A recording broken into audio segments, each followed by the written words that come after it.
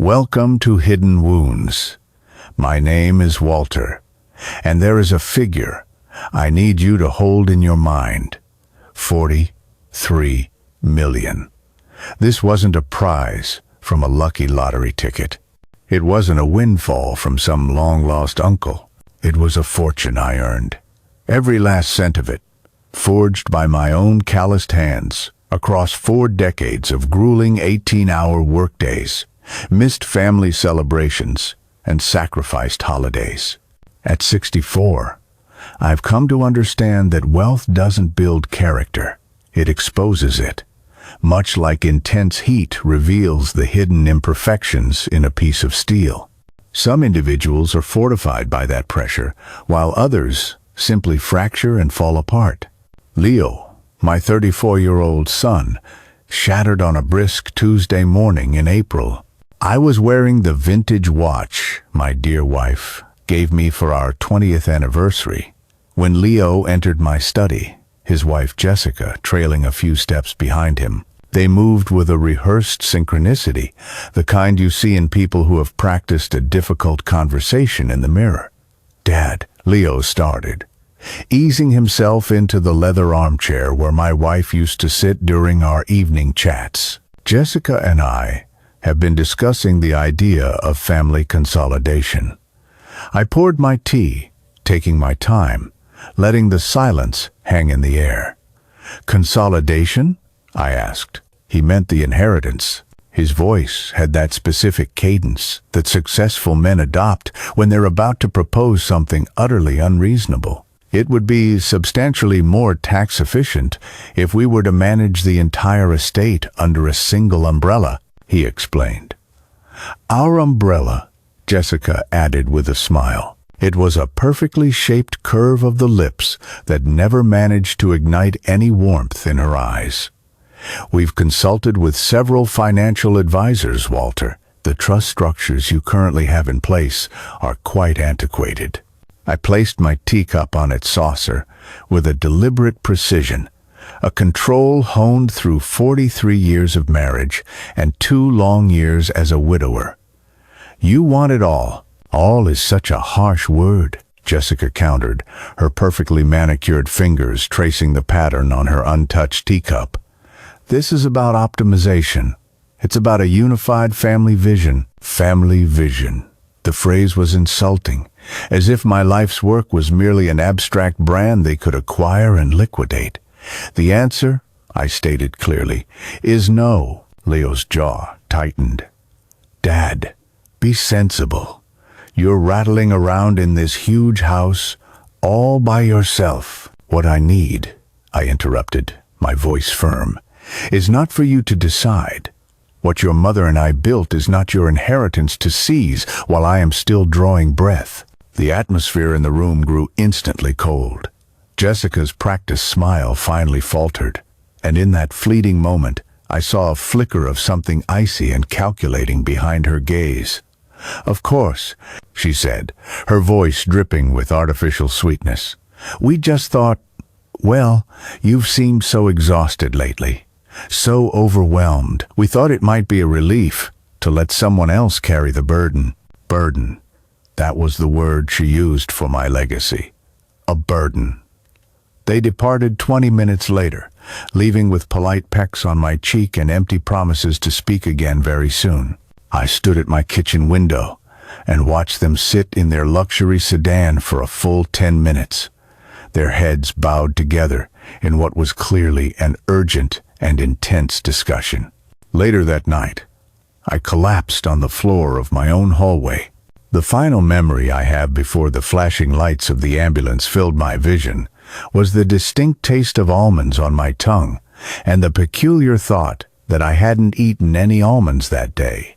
Before we delve deeper into Walter's experience, I need to take a moment and speak to you. If you've ever felt that it's too late for a new beginning, I'm here to tell you that is a profound untruth. Your personal history is not finished, and there are many unwritten chapters ahead of you. Our highly acclaimed book, Reclaiming Your Peace After Pain, is packed with straightforward, effective strategies to guide your healing, help you rebuild, and allow you to find joy in your life once more. Follow the link provided in the description to begin your own journey of renewal today. This book is more than a guide to surviving betrayal. It's a blueprint for thriving in its aftermath. It's about realizing that your inner strength was always there, merely obscured by the weight of others' demands and expectations. Walter's journey is about to demonstrate the incredible power that is unleashed when a man finally decides that he has had enough. But first, let's focus on you. How would it feel to take back your own power, to cease apologizing for simply being who you are? Our book can show you the way. Don't wait for anyone else's approval to start living the life you deserve. Click that link now. And if Walter's story is striking a chord with you, show your support by hitting the like button and subscribing. We feature over 160 real-life accounts of individuals who chose not to be defined by their hardships. Your engagement helps us bring these vital stories to those who need to hear them the most. I regained consciousness in the ICU, the rhythmic beeping of medical machinery sounding like a strange electronic chorus around me. The physician, a compassionate woman with weary eyes, explained that I had experienced an adverse reaction to a sedative agent that had been mixed with my standard heart medication. "The concentration we detected in your bloodstream," she stated with caution, "is significantly higher than your prescribed dosage." Detective Isabella Rossi arrived a couple of hours later. She was a generation younger than me, but possessed the gravitas of someone who had witnessed far too much of the world's darkness. Her questions were delivered with a gentle touch, but they were surgically precise. "Mr. Thompson, who has access to your residence?" "My son and his wife. My housekeeper comes on Tuesdays and Fridays, but she has her own key and only services specific parts of the house." "Your medication, where is it kept?" "On the kitchen island, in a daily pill organizer. It's been in the same place for 15 years. She noted everything in a small, leather-bound notebook with impeccable handwriting. "Who was aware that you kept it there?" "Everyone. Anyone who's ever spent time in my kitchen has seen that blue plastic box with the days of the week embossed on the lids." "Mr. Thompson," Detective Rossi said, her gaze direct, "I must ask you this plainly. Do you have reason to believe someone may have intentionally tampered with your medication?" I looked at this woman, this stranger, who was asking me to articulate the unthinkable, to concede that my own child might have made an attempt on my life for the sake of money. "Detective," I said, my voice holding steady despite the foreneedle in my arm, "I am a man who believes in evidence. When you have it, I will tell you what I believe." She nodded and gave me her business card. "Contact me if anything else comes to mind. Anything at all."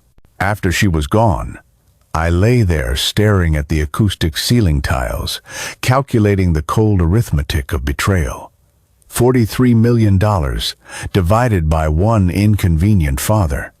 It was simple math. A father can forgive childish outbursts, petty lies, and even theft.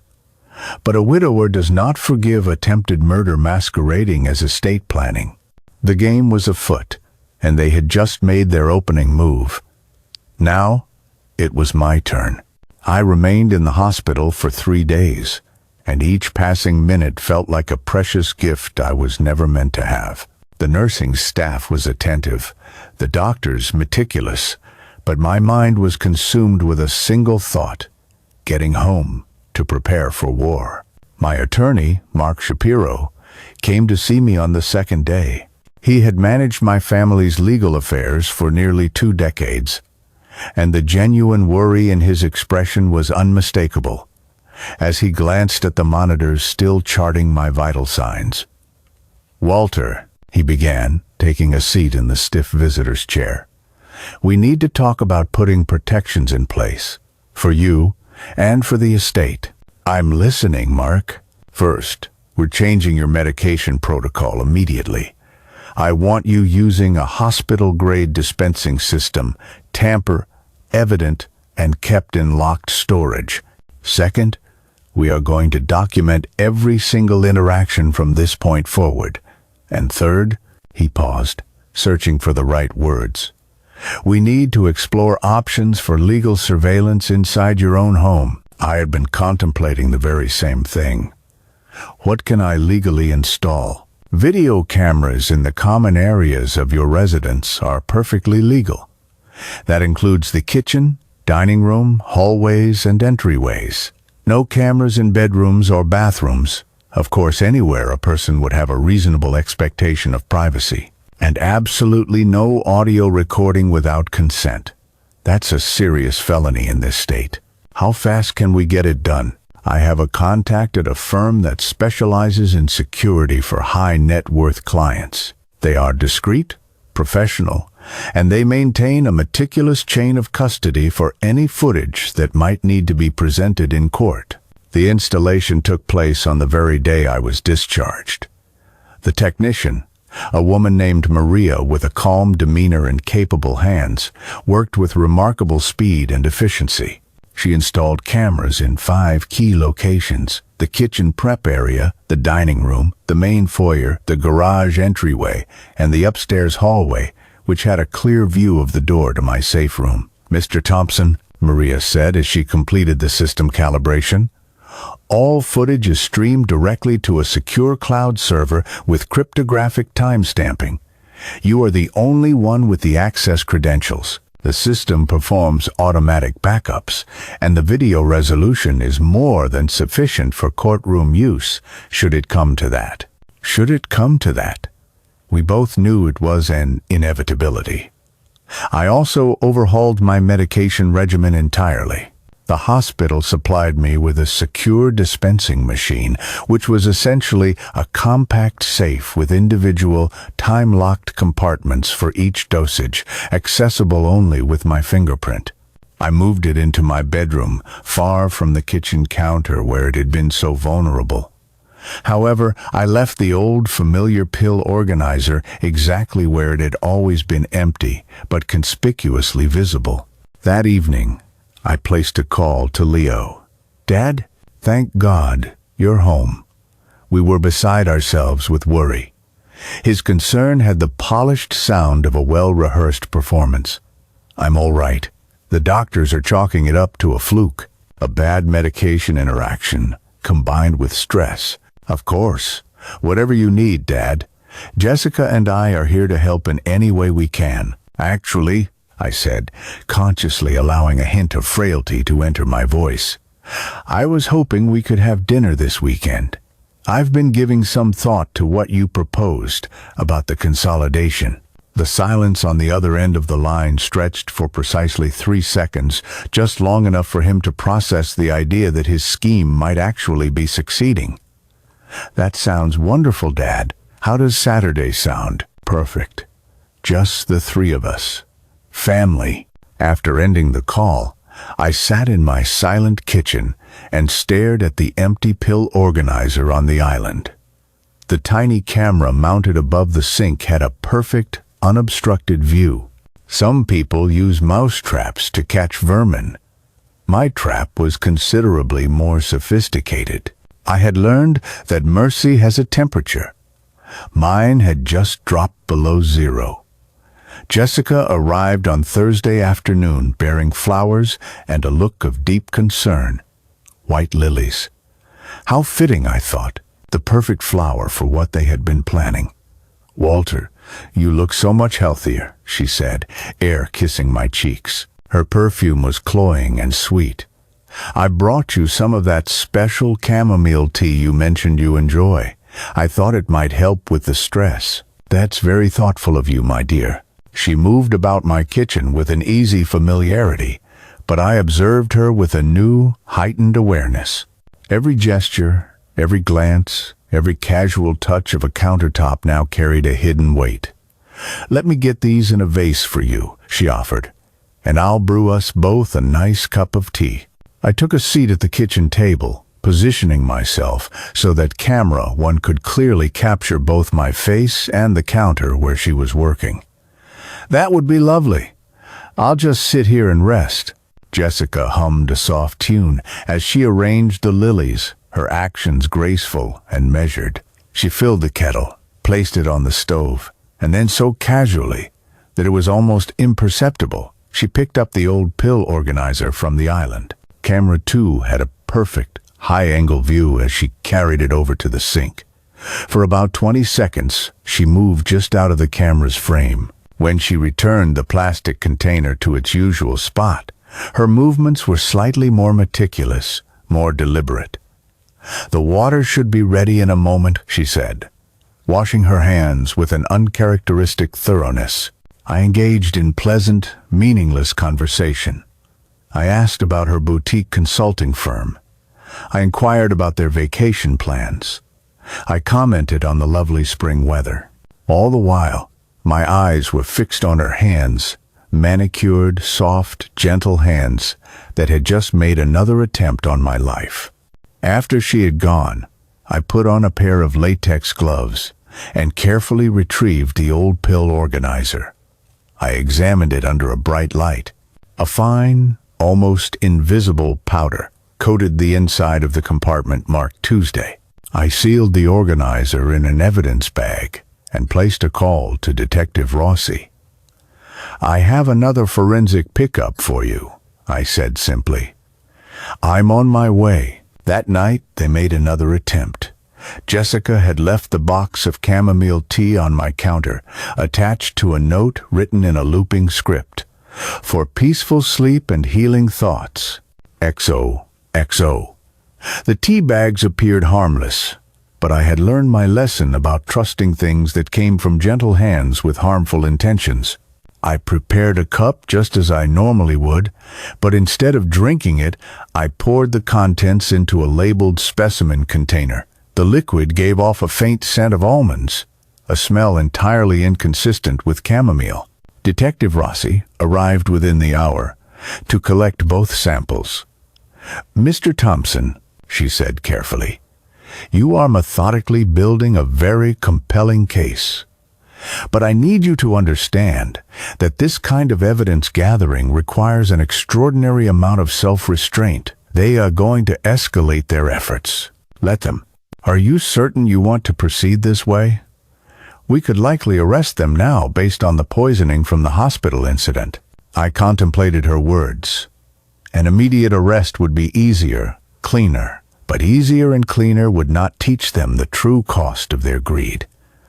"Detective, my wife and I spent 40 years creating something of substance and meaning. They see it as nothing more than a source of instant gratification. If I am going to put a stop to this, I don't just want to win. I want to ensure they comprehend the full magnitude of what they've thrown away." She gave a slow, deliberate nod. "Then we continue to build the case. But Walter," and I noticed she used my first name, "please, be careful. People who are willing to poison their own family are not bound by normal moral constraints." After she left, I sat in my living room and thought about Leo as a little boy. I remembered how he would crawl into my lap for comfort after a nightmare, and how he insisted on helping me in my workshop, even though he was too small to be of any real use. That child was gone. In his place was someone who had calculated my net worth and found my continued existence to be a liability. I packed that memory away and set it aside like a heavy stone. Sentimentality was a luxury I could no longer afford. She had smiled at me like a palliative care nurse, but I knew what true kindness felt like. This was all just theater. The calculus of revenge demands absolute precision. Attorney Shapiro and I devoted 3 days to completely restructuring the financial empire my wife and I had built, transforming her legacy into an impenetrable fortress that Leo and Jessica could never hope to breach. "We're integrating a strict no-contest clause," Shapiro explained, laying out the documents across his polished conference table. Any legal challenge to the will results in the immediate and total disinheritance of the challenger. And if they are convicted of any crime against me, automatic forfeiture. They will receive nothing. We transferred the majority of the assets into a series of irrevocable trusts, managed by an independent corporate trustee. The role was filled by Eleanor Vance, a woman with 3 decades of experience in complex estate management and a formidable reputation for adhering to the grantor's instructions to the letter, regardless of how inconvenient those instructions might be for the beneficiaries. "Mr. Thompson," Eleanor said during our initial meeting, "I need you to be fully aware that once these trusts are funded, not even you will be able to alter the terms of distribution without the unanimous consent of all appointed trustees. Are you absolutely certain about these provisions?" I was certain. The new arrangement provided Leo a pathway back to a portion of his inheritance, but the conditions were severe. He would need to maintain 5 consecutive years of verified employment, submit to transparent financial reporting, undergo a psychiatric evaluation confirming he posed no danger to family members, and most critically, completely sever all ties with Jessica if she were ever convicted of a felony related to me. "You're not merely protecting assets, Walter," Shapiro observed. "You're engineering a choice between rehabilitation and total exclusion." "I'm giving him the kind of choice his mother would have wanted him to have," I replied. "The hard choice." We also launched a forensic accounting review of Leo and Jessica's personal finances. The findings were quite revealing. Over the previous 18 months, Leo had engaged in a series of increasingly reckless financial ventures. There was a disastrous foray into cryptocurrency speculation, a restaurant partnership that collapsed in under 6 months, and a real estate investment that was already 40% underwater. Jessica's boutique consulting firm was even more intriguing. She ostensibly offered strategic guidance and donor development services to charities and nonprofits, but the actual work product was virtually non-existent. We found a pattern of professional-looking invoices for phantom services, all meticulously structured to remain just below the threshold that would trigger an audit.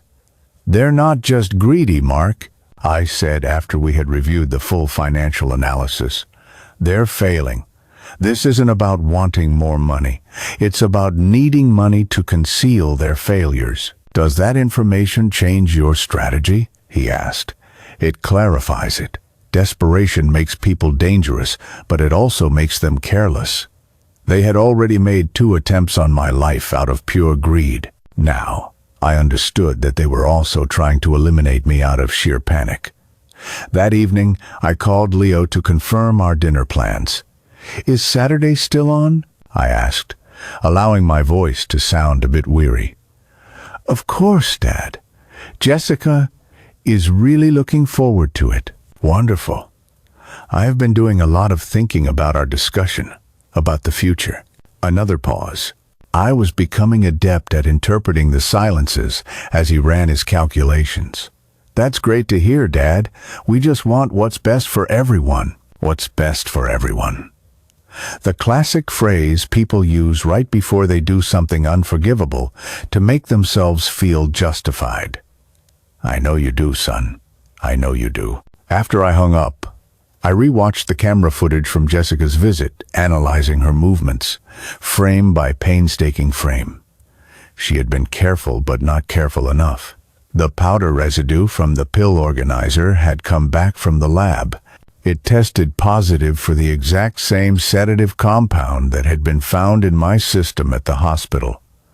2 attempts, 2 solid pieces of evidence. But Detective Rossi was right. They were going to escalate. Saturday's dinner was not about reconciliation. It was about giving them enough rope to fashion their own noose.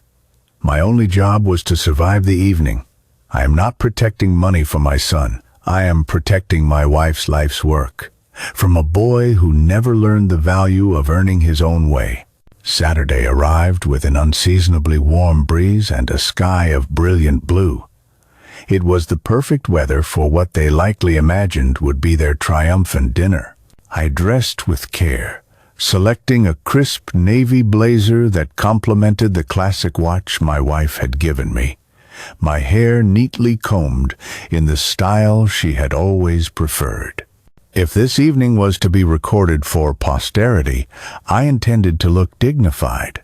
Leo and Jessica arrived at precisely 7 o'clock, bearing a bottle of wine and another bouquet of flowers, more white lilies, their funeral flower of choice, it seemed. "Dad, you look fantastic," Leo said, kissing my cheek. I could smell his cologne, expensive and overbearing, the scent of a man trying desperately to convince himself he was in charge.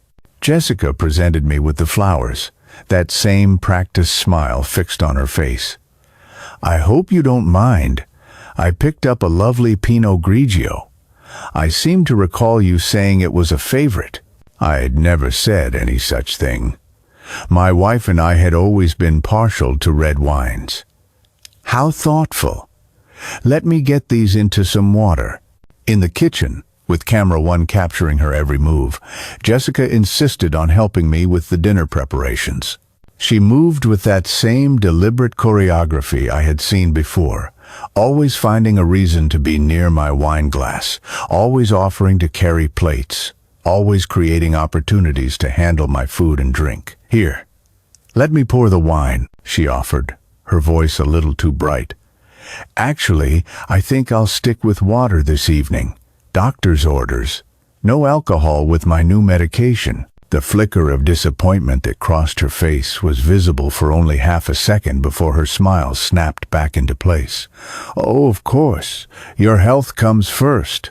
During dinner, Leo proposed a toast with his own wine. "To new beginnings and to family healing." Family healing. I raised my water glass, marveling at how they could speak such words while actively plotting my demise. The conversation was surreal in its absolute normality. They inquired about my health, shared some neighborhood gossip, and talked about their plans for an upcoming trip. All the while, Jessica's eyes kept darting toward my untouched wine glass, and Leo kept glancing at his watch. After we finished dessert, I excused myself to use the restroom. When I returned, I found them standing close together in the foyer, whispering with a sense of urgency. Camera 3 had a perfect view of their body language, tense, conspiratorial, and clearly disappointed. Leo was holding his phone, and for a brief moment he angled the screen toward Jessica. I was too far away to read the text, but their expressions told me everything I needed to know. The evening concluded with more empty promises to talk again soon, and hollow assurances that they were always there for me. They left together, and from my window I watched them sit in their car for another 15 minutes, engaged in what was obviously a very intense argument. An hour later, Detective Rossi arrived to collect the wine glass that Jessica had so carefully prepared for me. "They're getting frustrated," she noted as she sealed the evidence bag. "Failed attempts will make them more dangerous, but also more reckless." "What did you find in their trash?" I asked. "Shredded documents.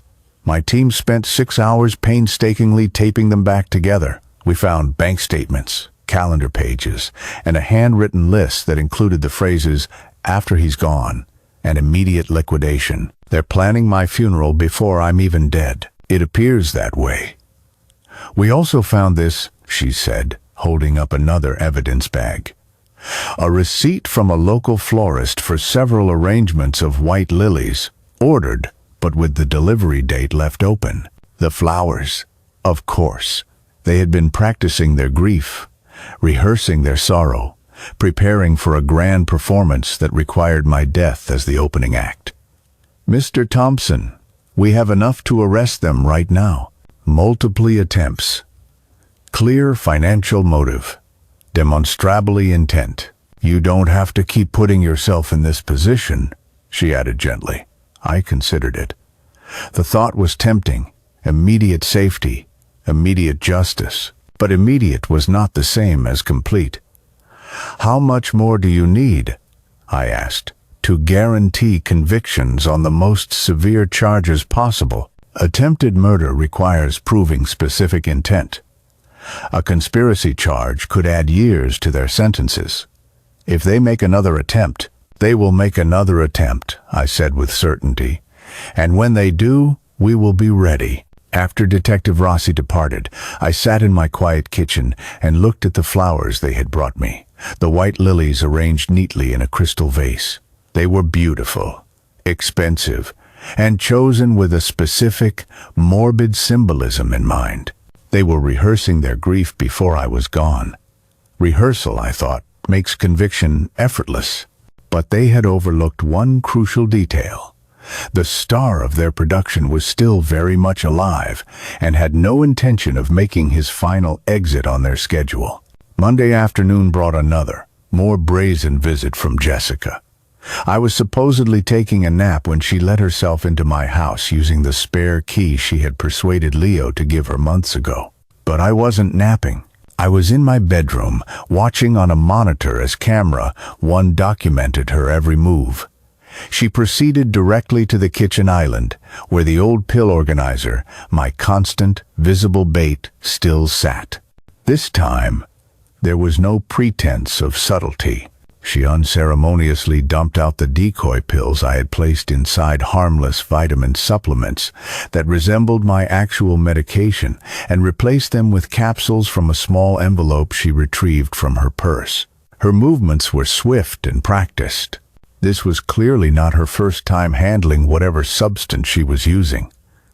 She had done this before, perhaps not to me, but to someone. After contaminating the decoy pills, she meticulously wiped down every surface she had touched with an antibacterial wipe. Then she threw the used wipe into my kitchen trash can, carefully nesting it inside an empty cereal box. A classic disposal technique. Hiding evidence within other evidence. She was just about to leave when Leo arrived, carrying a bag of groceries. "How is he?" I heard him ask through my closed bedroom door. "Sleeping," she replied. "Poor thing. He looks so frail. Poor thing." The man who had raised him, loved him, and supported him through every success and failure was now reduced to poor thing simply because his continued existence was inconvenient. Leo moved through the kitchen with a practiced ease, and camera 2 captured him as he opened a bottle of wine. Not the one from Saturday, but a new one. He uncorked it, inspected the cork, and then discreetly shook a small powdered substance into the bottle before reinserting the cork with a device that resealed it perfectly. It was professional-grade equipment. This was no longer about impulse or desperation. This was premeditated murder, executed with expensive tools. After they had both left, I waited a full 30 minutes before emerging from my room. Wearing gloves, I collected the contaminated pills from the organizer and the resealed bottle of wine, packaging each item carefully for Detective Rossi. But I had one more sample to gather. Jessica had discarded the empty envelope in the trash. I retrieved it with a pair of tweezers and sealed it in its own separate evidence bag. Any residue it contained might be traceable to its source. Detective Rossi arrived within the hour, her expression grim as she took possession of the new evidence. "That makes 3 attempts now," she said, shaking her head. "The pills, the wine, and whatever was in this envelope. They aren't going to stop. I know the forensics lab has a backlog," she continued. "But I'm putting a rush on these samples, the wine especially. If they use the same compound as before, we'll have them on multiple counts of attempted murder." "Any updates on their financial situation?" I asked. Rossi checked her notes. "Jessica's LLC received a substantial payment yesterday from an entity called Heritage Event Planning. We're still tracing the origin of the funds, but the timing is highly suspicious." Heritage Event Planning. They were literally invoicing for the planning of my death. "There's something else," Rossi went on.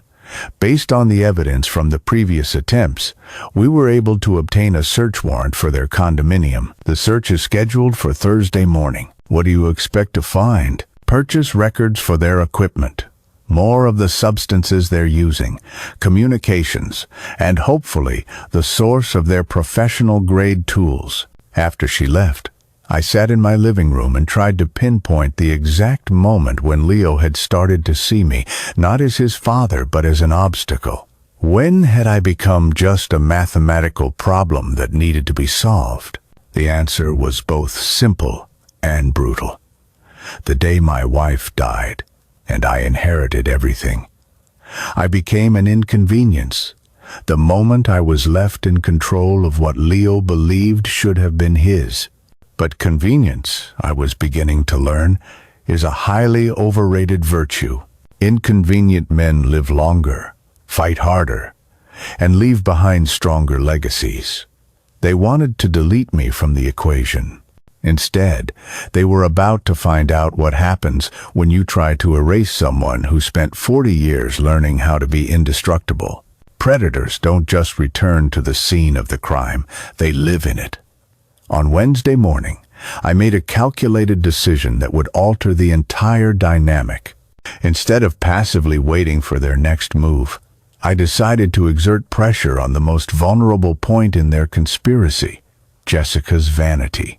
Attorney Shapiro had continued his deep dive into her consulting LLC, and his findings were delicious in their implications. Jessica had been systematically billing nonprofit organizations for strategic guidance that was largely comprised of generic, plagiarized advice.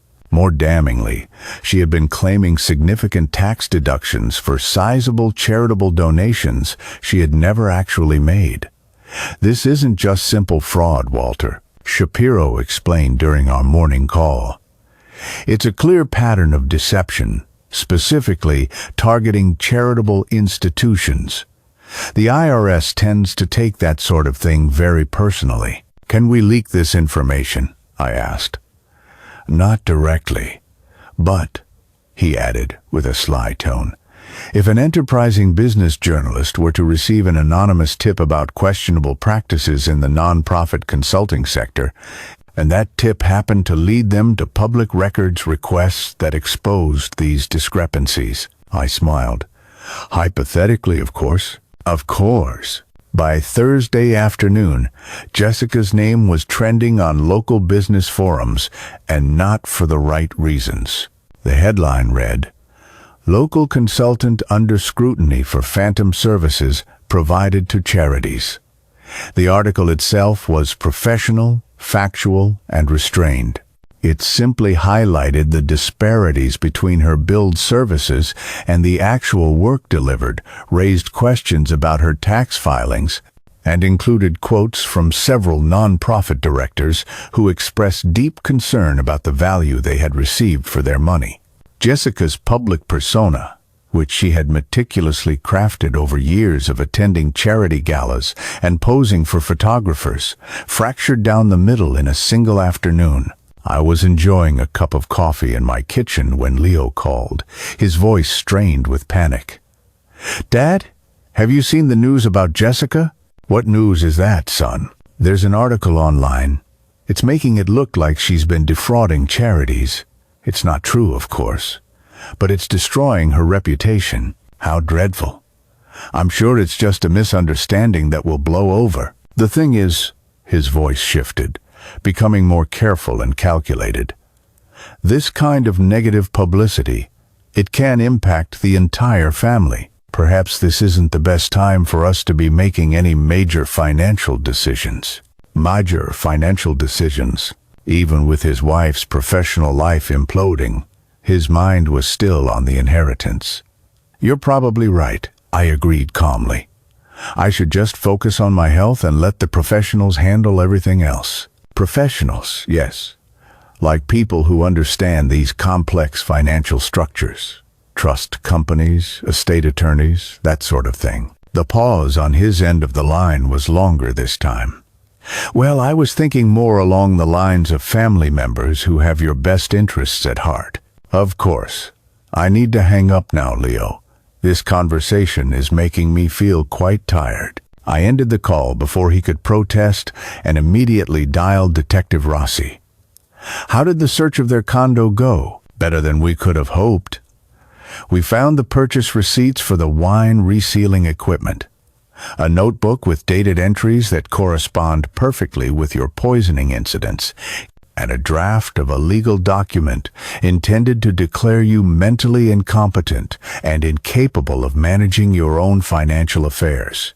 They were going to have me declared incompetent? The plan was likely to use it after they had succeeded. It would have bolstered their argument that you were already impaired when you drafted your will, giving them grounds to challenge the estate. The cold-blooded logic of their plan was breathtaking. Murder me, then retroactively claim I was mentally compromised to justify stealing what they couldn't legally inherit. There's more, Rossi continued.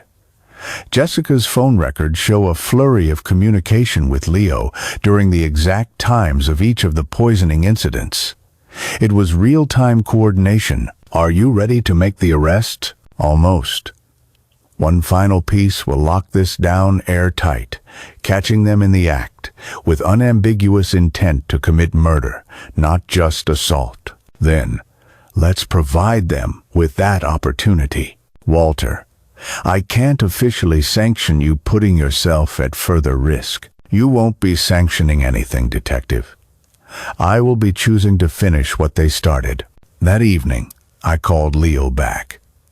I've been thinking about what we discussed, I said, deliberately injecting a note of weakness into my voice. Perhaps you're right. Maybe it is time for me to simplify things. That's wonderful to hear, Dad. Why don't you and Jessica come for dinner on Friday? We can go over the details then. Friday sounds perfect. Perfect. The very same word Jessica had used to describe my funeral flowers. After I hung up, I stood before the hallway mirror and studied my reflection. Graying hair, neatly styled, the familiar weight of my watch on my wrist, and eyes that had seen 64 years of life and were not yet ready to see their last. Some knives you don't need to twist. You just let people feel their sharp edges every time they draw a breath. Friday would be their last chance to succeed, or their final opportunity to prove beyond any doubt exactly what they had become. Friday arrived with a powerful storm front that rattled the window panes and caused the lights to flicker intermittently. It was appropriate weather for the events that were about to transpire. I spent the morning making preparations, not for dinner, but for the collection of final evidence. Detective Rossi had positioned surveillance teams in unmarked vehicles outside my house, and we had agreed upon a strict safety protocol. If I failed to check in via text every 30 minutes, her team would intervene immediately. Are you absolutely sure about this, Walter? Rossi asked during our final briefing call. Once they are inside that house and are actively attempting to harm you, there's always a possibility that something could go wrong. Detective, they have been actively attempting to harm me for weeks. The only difference is that tonight, we'll be ready for them. Leo and Jessica arrived in the midst of the storm's peak, shaking rain from their expensive overcoats and offering apologies for their tardiness. They brought wine, of course, and another bouquet of white lilies, their signature calling card. What a night, Jessica exclaimed, her cheerfulness sounding forced and brittle. I was worried this storm might make us cancel our dinner. Nothing could keep us away, Leo added, kissing my cheek. His lips felt cold, despite the warmth of the house. I served dinner, as they made idle chatter about the weather, Jessica's recent business troubles, and Leo's latest can't-miss investment opportunity. It was all perfectly normal on the surface, except for the constant, furtive glances they exchanged and the way Jessica repeatedly offered to assist with the drinks. "Let me top off your wine, Walter," she offered, already reaching for my glass. Actually, I think I'll switch to water. This storm is making me a bit anxious, and alcohol never helps with that. Another flash of disappointment, quickly masked. Of course. Would you like some of that chamomile tea I brought the other day?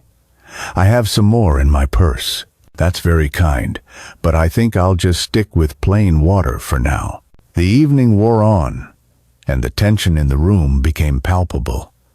They were quickly running out of opportunities to drug me, and their mounting frustration was beginning to show. Leo grew more insistent about discussing family financial planning, while Jessica kept inventing reasons to handle my food and drink. Around 9 o'clock, I excused myself to use the restroom. Instead of going upstairs, however, I slipped into the deep coat closet in the foyer, where I could observe them through a small crack in the door. They immediately went into crisis mode. "This isn't working," Leo hissed, his voice low and urgent. "He's not drinking anything we prepare for him." "He suspects something," Jessica replied, her voice tight. "We need to be more direct." "Direct? What do you mean, direct?" "The insulin," she said. "The stuff we got from your diabetic friend. It's fast, effective, and if we do it properly, it will just look like a sudden medical emergency." Insulin. They had escalated from oral poisons to injectables. That would require physical contact, physical restraint. It would require violence. They were planning to hold me down and murder me right there in my own dining room. I remained hidden in the closet as they prepared for their final, desperate attempt. Through the crack, I saw Jessica retrieve a small medical kit from her purse. I watched as Leo began subtly moving furniture to obstruct the views of the primary cameras. What they didn't know about were the backup cameras and the audio recording devices that Detective Rossi's team had installed that very morning. Every word they spoke, every detail of their plan, was being captured in real time. "When he comes back," Jessica instructed, "I'll create a distraction while you grab his arms. Just hold him still for 30 seconds. That's all the time I need." "And if he screams?" Leo asked. "Who's going to hear him over this storm?" I had heard more than enough. I quietly crept back toward the kitchen and sent the prearranged one-word text to Detective Rossi. "Now." Then I walked back into the dining room where they stood, waiting. "Sorry that took me so long," I said cheerfully. "Now, where were we?" Leo moved to position himself behind my chair as Jessica approached from the front, something small concealed in her palm. They moved with a practiced, predatory coordination, and in that moment, I understood that this was something they had likely rehearsed. "Dad," Leo began, his hand coming to rest on my shoulder, "there's something we really need to discuss." That's when the front door burst open. "Police! Hands where I can see them." The next few minutes were a blur of chaos, shouting, the clicking of handcuffs, the recitation of Miranda rights, and Jessica screaming that it was all a terrible misunderstanding. Leo made a break for the back door but slipped on the rain-slicked floor and went down hard. Detective Rossi suddenly appeared at my side. "Are you injured?" "No," I said, my voice steady. "Did you get everything? Audio, video, and a loaded syringe containing enough insulin to kill a man twice your size." As two officers were leading them away, Jessica turned back to me, her face contorted with pure, unadulterated hatred. "This isn't over," she snarled. "You think you've won, but you have no idea what we know about you." "Actually," I replied, calmly adjusting the watch on my wrist, "I believe you'll find that this is precisely over." Within hours, Jessica's resolve completely disintegrated. Alone in a sterile interrogation room, facing the crushing weight of multiple attempted murder charges, she did exactly what I had anticipated she would do. She chose to save herself at Leo's expense.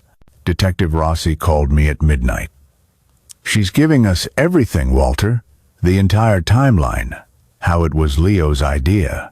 her specific role, where they sourced the substances, the details of the insulin plan. She's even confessing to prior attempts on other people. Other people? Her ex-husband had a suspicious medical emergency 2 years ago that landed him in the hospital for a week. And Leo's previous girlfriend broke up with him after suffering a series of unexplained illnesses. We're reopening both of those cases. The pattern was now terrifyingly clear. This wasn't their first foray into murder. It was just their most ambitious.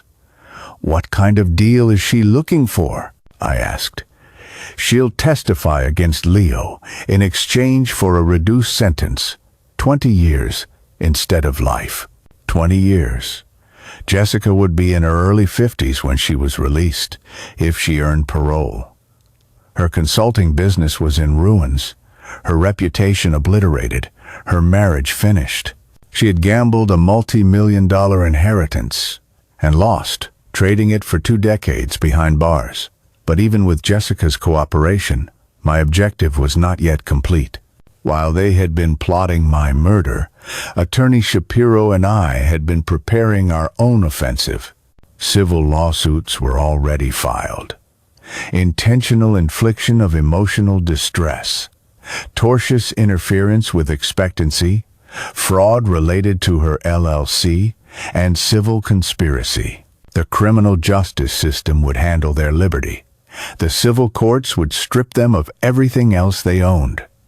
"Walter," Shapiro said during our post-arrest meeting, "with Jessica's full confession and the mountain of physical evidence we've compiled, the civil cases are essentially guaranteed victories. We'll get full restitution, punitive damages, and permanent injunctions against them. And Leo's inheritance? The no contest clause is triggered automatically upon his conviction.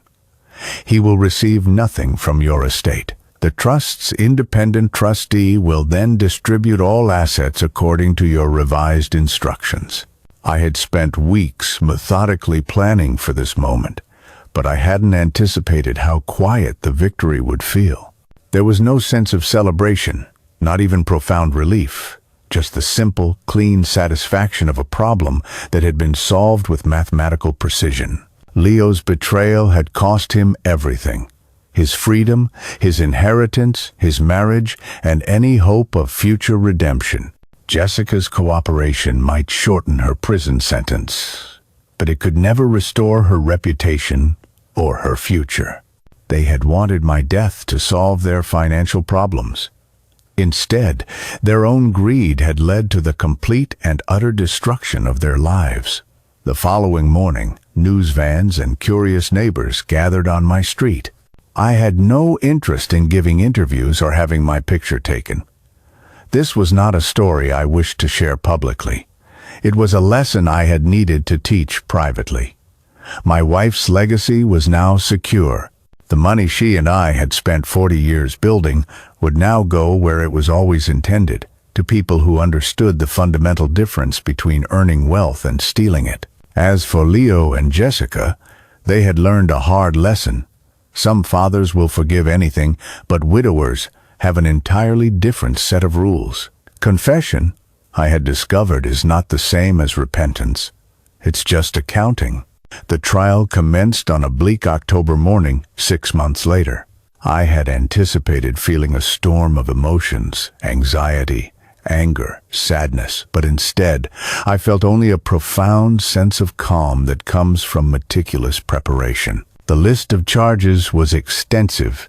Attempted murder in the first degree, multiple counts, conspiracy to commit murder, fraud, and elder abuse.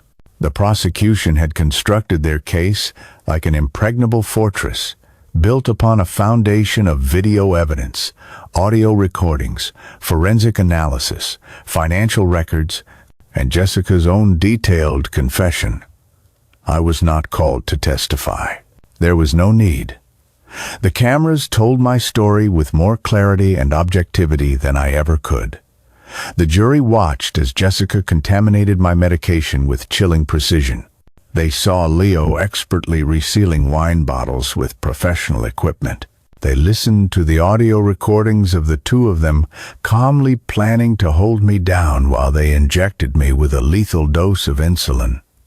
"Ladies and gentlemen of the jury," the prosecutor declared in his opening statement, "this case is about a son and a daughter-in-law who made a cold, calculated decision that $43 million was worth more than the life of the man who raised and loved them.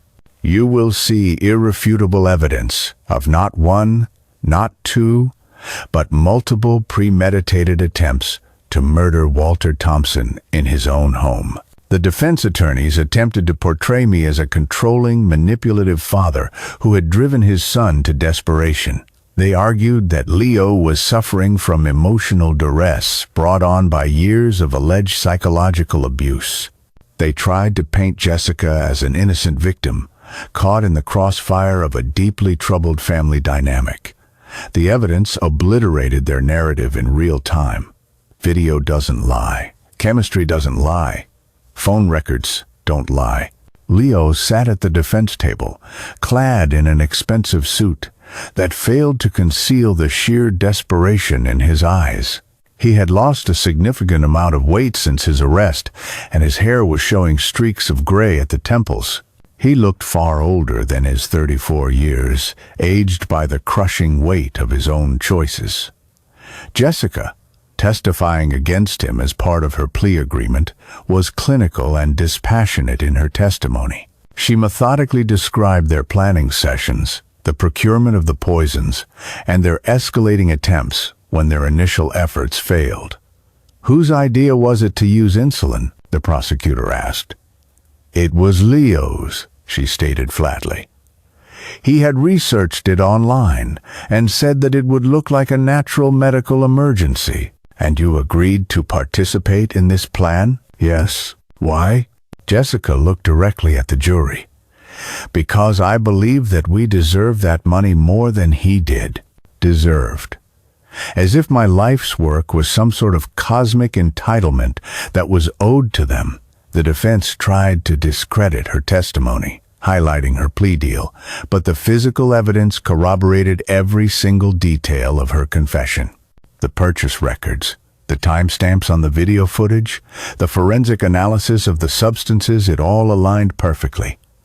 Dr. Brendy Evans, the forensic toxicologist, testified that the concentration of sedatives found in my system during the first poisoning was consistent with an attempt to induce unconsciousness and subsequent respiratory failure. "In your professional opinion, doctor," the prosecutor asked, "if Mr. Thompson had ingested the full dose that was prepared for him, what would the result have been?" "Death," he replied without hesitation. "Within 2 to 4 hours." Detective Rossi took the stand and methodically walked the jury through the investigation, the evidence collection, and the clear pattern of escalating attempts. Her testimony was professional, detailed, and utterly devastating. Did the defendants show any remorse at the time of their arrest? No. Jessica's first words were, "You can't prove anything." Leo asked if he could call his attorney to discuss property arrangements. Property arrangements. Even in the moment of being arrested for attempting to murder his own father, Leo's primary concern was the money. The jury deliberated for less than 4 hours. The verdict was guilty on all counts.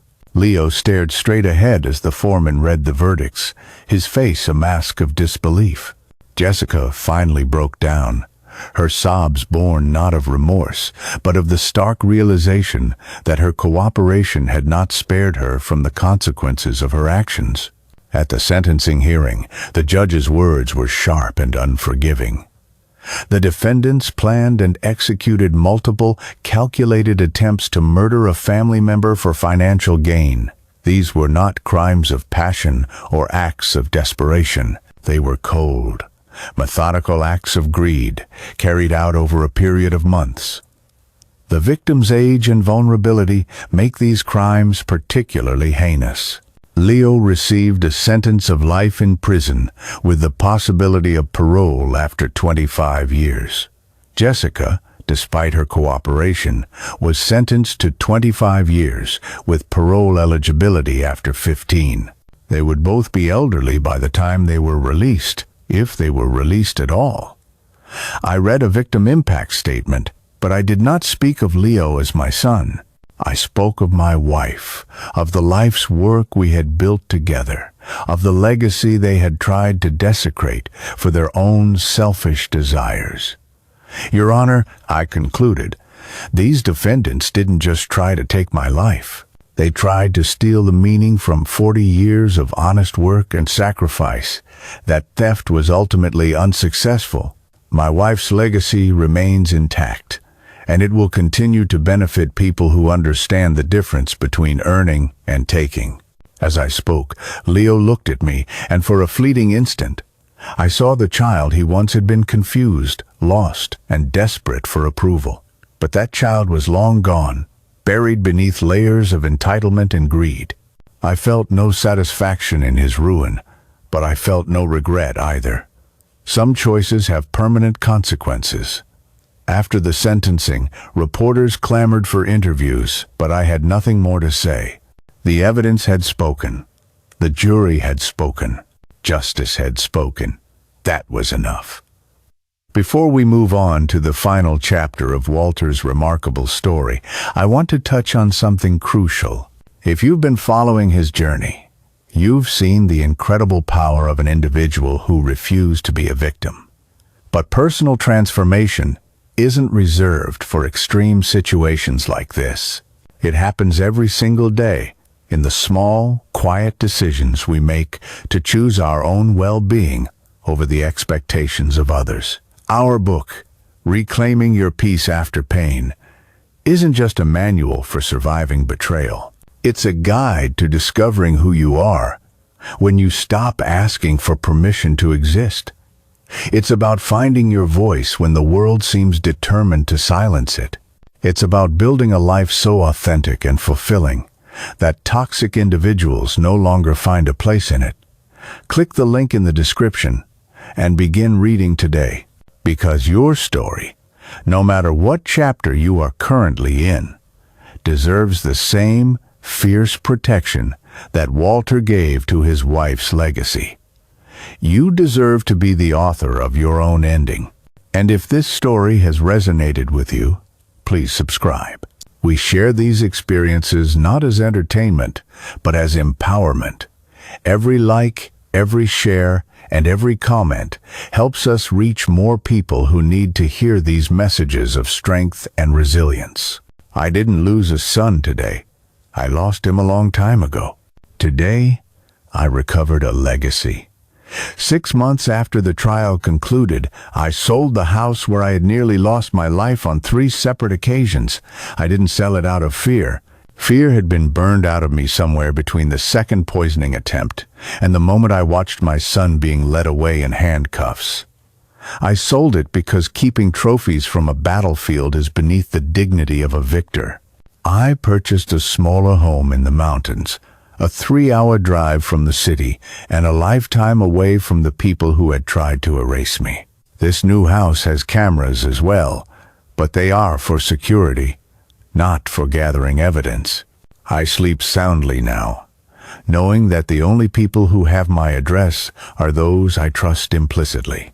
The money, the $43 million that Leo felt he so richly deserved, is now flowing exactly where my wife would have wanted it to go. The trust makes monthly distributions to the loyal employees who worked alongside me for decades. It funds their children's college educations. It supports medical research, and it provides seed capital for small businesses that create jobs rather than simply consume wealth. I kept enough for a comfortable life, but comfort was never the ultimate goal. Security wasn't the point either.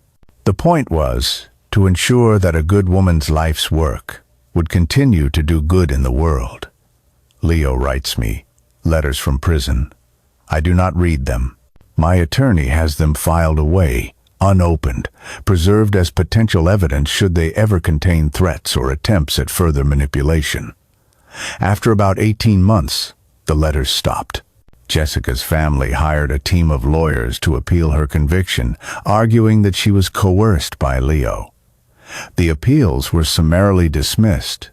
The video evidence of her, alone in my kitchen, calmly preparing poison while I was supposedly napping, made such claims impossible to sustain. She will be eligible for parole when she is 46. Leo will not be eligible until he is 59, my current age. The mathematics of justice, it turns out, have a certain elegant symmetry. People sometimes ask if I feel a sense of guilt for having destroyed my own son's life. The question itself reveals a fundamental misunderstanding of who destroyed whom. Leo destroyed his own life, the moment he decided that I was worth more to him dead than alive. I simply ensured that the consequences of that choice were fully realized. Every morning, I sit on my new porch with a cup of black coffee and watch the sunrise paint the mountain peaks in shades of gold. I think about my wife, not about the money she left behind, but about the woman she was. I remember how she treated a waitress with the same courtesy and respect she showed to a CEO. I remember how she never made a promise she couldn't keep. I remember how she helped me build our wealth slowly, honestly, and with a deep sense of pride. That is what I truly kept, not the money. Money is just a tool. I kept the values that created the money, the principles that sustained a 43-year marriage, the integrity that Leo abandoned when he chose greed over love. I do not carry the weight of his choices. I carry my wife's name, and that is weight enough. My new neighbors know me as the quiet man who pays his bills on time, tips well at the local diner, and grows exceptional roses. They know nothing of the trial, the poisoning attempts, or the inheritance. They know me only as I am now, a man who survived someone else's worst impulses and emerged with his dignity fully intact. Occasionally, I get a visit from Detective Rossi, who has become a good friend. She updates me on her other cases, sometimes asking my opinion on suspicious patterns in financial crimes, treating me more like an expert consultant than a former victim. "You know," she said during her last visit, "what you did, patiently gathering the evidence, building an unshakable case that took an incredible amount of courage. It took an incredible amount of anger," I corrected her. "Courage would have been to forgive them. Do you ever regret not forgiving them?" I considered her question as I refilled our coffee cups. "Detective, forgiveness is something that is earned through genuine remorse and a demonstrated change in behavior. They showed neither. What they showed was an escalation of violence when their earlier, more subtle attempts failed. Forgiving people who are actively trying to kill you isn't a virtue. It's suicide." She nodded in agreement. "Do you have any advice for other people who might be facing betrayal from within their own family?" "Document everything," I said without hesitation. "Trust your instincts, and remember that being someone's father doesn't obligate you to be their victim. You have the right to choose whether you will enable their destructive choices or hold them accountable for the consequences." After she left, I sat in my garden and thought about the man I was before all of this began. I was softer then, more trusting, more inclined to excuse bad behavior as a temporary lapse in judgment. That man had been a good father and a loving husband, but he would not have survived what came next. I am not sorry that he is gone. I am grateful for the man who took his place. In my nightstand drawer, I keep a small, leather-bound journal where I write letters to my wife. They aren't pleas for guidance or prayers, just quiet conversations with the memory of the woman who taught me that true character isn't what you do when people are watching. It's what you do when you believe no one will ever find out. Leo was certain no one would ever find out what he had planned. But character, like a hidden flaw in steel, always reveals itself under pressure. My last entry in that journal, written just this morning, says simply, I protected what you built. I honored what you valued. I became the man you always believed I could be when the ultimate test came. The boy we raised made his choice, and I made mine. I don't carry his shame. I only carry your love. And that was always enough. I closed the journal and walked to my mailbox. A letter from the trust administrator was waiting. It was another quarterly report, detailing how my wife's money continues to do good in the world. Medical school scholarships, small business loans, retirement supplements for former employees. Leo wanted it all for himself. Instead, it is helping hundreds of people build better lives through honest work and earned opportunities. The irony would be perfect if the story weren't so tragic. But tragedy, I have learned, is just another word for consequences that arrive precisely on schedule. I don't think about Leo anymore. I don't wonder if he has learned anything, or if he has developed any genuine remorse.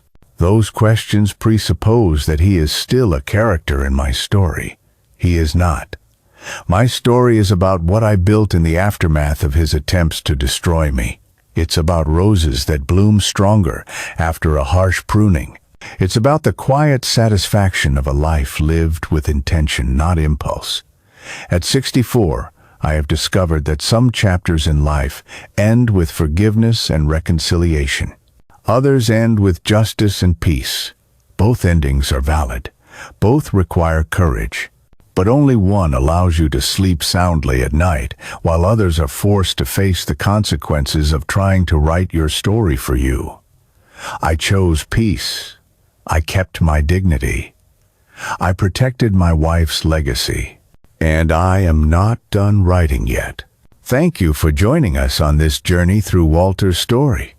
It's a powerful reminder that true strength isn't about avoiding life's betrayals, but about how we choose to respond when they inevitably find us. At 64, Walter didn't just survive. He transformed into a man who could not be manipulated, silenced, or erased. If his story has inspired you, please take a moment to subscribe to Hidden Wounds and enable notifications. We are committed to sharing stories of individuals who find strength in the face of adversity, and your support helps our message reach those who need it most. Remember, you are never too old to rewrite your own story, and you are never powerless, no matter how much others may try to make you feel that way. Until next time, keep writing your story on your own terms.